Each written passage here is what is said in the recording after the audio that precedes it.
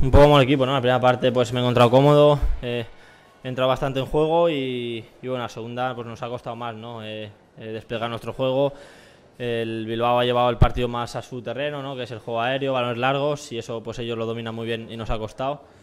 Y bueno, contento, ¿no? Por haber jugado otro partido, por ayudar al equipo a conseguir la victoria, y yo creo que bueno, que es una victoria muy importante para nosotros. El equipo ha sufrido, Pablo, pero el equipo sigue líder. Sí, lo importante era sacar los 3 puntos y seguir ahí en la clasificación, ¿no? En lo alto. Eh, los partidos hay que sufrirlos, no siempre se va a ganar cómodo.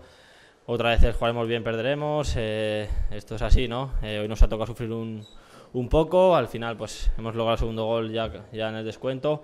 Aún así, ellos han marcado su gol. O sea que bueno, que también con sufrimiento también se ganan, y también es bonito, ¿no? Te vas contento cuando ves que has trabajado y has sufrido y te llevas la recompensa. Será bonito también llegar al Camp Nou como líder de primera división cuando vuelva a la liga. Pues sí, es importante, ¿no? Al principio estar ahí. Aún están las cosas muy ajustadas, hay poca diferencia de puntos. En un partido cambian mucho las cosas, pero bueno, siempre es bueno, ¿no? Ir sumando, ir sacando los partidos adelante. Y ahora pues hay un parón por la selección, a descansar y a cargar pilas para el partido del Barcelona.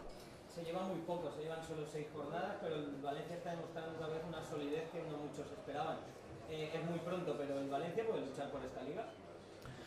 Es pronto, son solo 6 partidos, no queda mucho aún por delante, pero bueno, yo creo que el que estemos ahí significa que estamos haciendo bien las cosas y que hay que contar con nosotros, ¿no? No estamos ahí por casualidad, creo yo. Se está ahí porque se está haciendo un buen trabajo, porque se está haciendo bien las cosas, y yo creo que el equipo está capacitado para seguir en esta línea el resto de temporada, y si somos capaces de hacerlo, pues seguramente estaremos en la lucha. Sorprende, Pablo, que el otro día, cuando hubo lista de Vicente del Bosque, que no hubiera ningún futbolista del equipo líder de primera división.